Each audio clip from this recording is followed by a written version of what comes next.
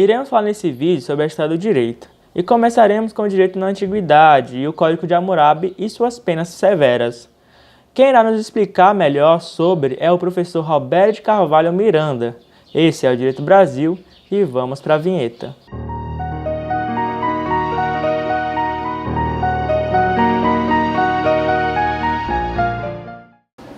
Quando se fala na importância da origem do direito, é interessante que se realce que o direito sempre existiu.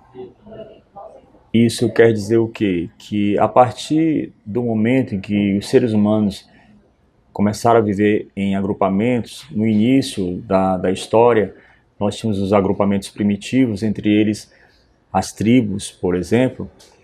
Então, o direito, nós podemos dizer que o direito nasceu com o próprio homem.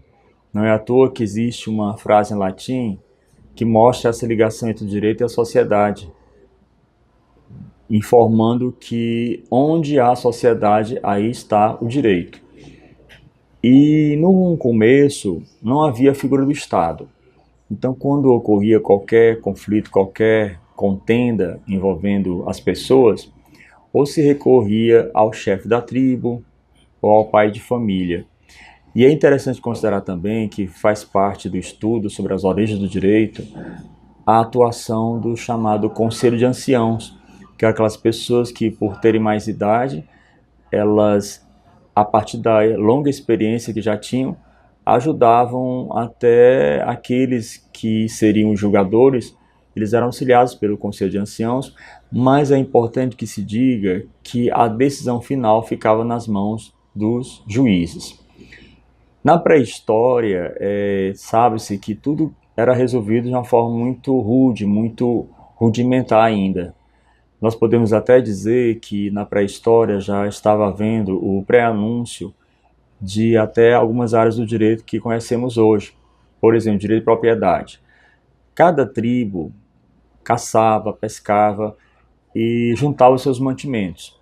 Então, se por acaso o membro de uma tribo, de uma outra tribo, fosse até os limites daquela propriedade e tentasse roubar os mantimentos, os moradores daquela área, eles reagiam de forma muito rude, muito grosseira, de forma bem, vamos dizer assim, severa, matando as pessoas que entravam nos limites, utilizando pedras, pedaços de pau e até a própria força física. Então aí já se percebe o que? A pré-configuração do direito de propriedade.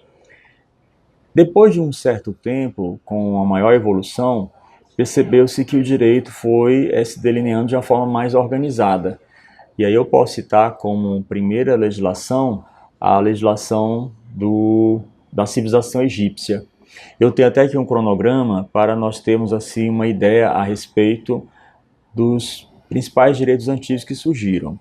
O direito egípcio, ele data de 3.200 a.C., mas até o ano de 3.200, aliás, até 3.201, que a contagem no tempo primitivo é do número maior para o número menor, até o ano 3.201, o direito da civilização egípcia ele não era escrito, era afirmado mais nos costumes. A partir de 3.200, o direito adquiriu a sua forma escrita. Então, na cronologia, nós temos direito egípcio, 3.200 a.C., Código de Hammurabi, não há consenso na indicação do ano, mas é preferível considerar ou 1780 ou 1726 a.C. Em seguida, nós temos o direito hebraico, por volta de 1400 a.C., o Código de Manu, que é da Índia Antiga, 1000 anos a.C., vem em seguida o Alcorão, que é considerado o código dos povos do Oriente Médio, e ele é seguido à risca até hoje, datando de aproximadamente 622, em plena Idade Média. E um pouco mais adiante, na evolução, nós encontramos os direitos grego e romano, que acabaram até influenciando a formação dos direitos do Ocidente. O Código de Hammurabi, ao qual nós fazemos destaque nessa entrevista, ele é o código da Mesopotâmia. Como eu falei ainda há pouco, ele data é importante nós considerarmos da indicação desses 2 anos, 1780 ou 1726 a.C. Ele, na verdade, foi gravado num enorme bloco de pedra negra. Esse bloco de pedra, ele possui, eu digo possui no presente, porque ele ainda se encontra no Museu do Louvre, em Paris. Ele foi gravado, as regras do povo babilônico foram gravadas num bloco de pedra negra de 2,25 metros de altura e 2 metros de circunferência. Ele foi encontrado em 1902 ou 1901 na cidade persa de Susa, que é uma cidade islamita, ou seja, lá o islamismo era a religião oficial. E ele foi levado para essa cidade por volta de 1175 a.C., como despojo de guerra. Essa informação nos é dada pelo autor Paulo Dourado de Guzmão na sua obra Introdução ao Estudo do Direito. Quem encontrou esse bloco de pedra, quem o encontrou nessa cidade foi uma equipe francesa chefiada pelo pesquisador Jacques de Morgan. E é interessante considerar que todos os direitos primitivos eram considerados como vindos diretamente dos deuses.